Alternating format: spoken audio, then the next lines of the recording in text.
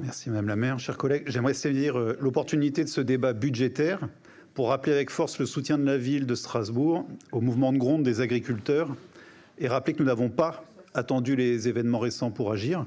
La crise actuelle, qui est loin d'être réglée, les écologistes la prédisent depuis des décennies, contre vents et marées, localement comme au niveau national et européen. Et si nous ne partageons pas forcément les solutions portées par la direction du syndicat majoritaire, nous rejoignons bien 90% des constats faits, ceux d'un modèle agricole qui marche sur la tête.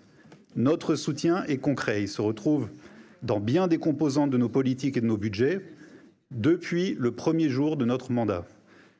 À ma connaissance, jamais Strasbourg n'a autant agi sur le dossier agricole que depuis notre élection en 2020. Nous avons notamment investi le sujet alimentaire dans tous ses aspects, avec de forts bénéfices pour l'agriculture locale, notamment la bio.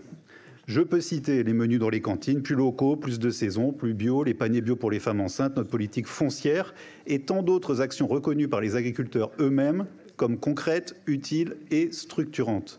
Je rappelle également le renforcement ambitieux du partenariat avec la profession autour de 33 actions fortes et concrètes, une fois de plus. Et puisqu'on parle de budget et de chiffres, je voudrais vous rappeler ce qu'écrivait la Cour des comptes en juin 2022.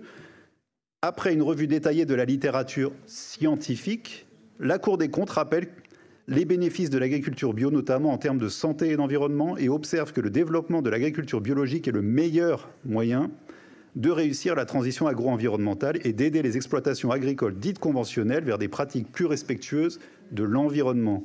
Et oui, pour que notre territoire reste vivable demain, ce qu'il y a urgence à réarmer, c'est une agriculture vraiment au service de la protection de l'environnement. Pour cela, il faut impérativement réarmer l'agriculture biologique en réarmant les aides qui lui sont dédiées. C'est clair, c'est factuel, c'est scientifique. C'est ce que nous faisons, malgré un État qui, lui, s'évertue à tuer l'agriculture durable, au mépris des alertes scientifiques, au mépris de notre avenir.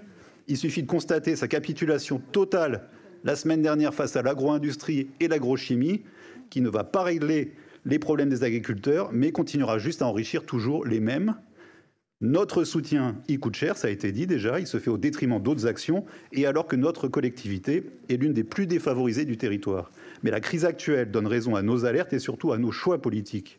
Faire de nos assiettes des leviers pour protéger notre santé, notre air, notre eau, nos sols, mais aussi les paysans. Madame la maire, chers collègues, pas besoin d'aller faire des selfies sur les tracteurs. Nous sommes aux côtés des agriculteurs depuis le premier jour par des actes et non pas des mots et des postures hypocrites. Merci.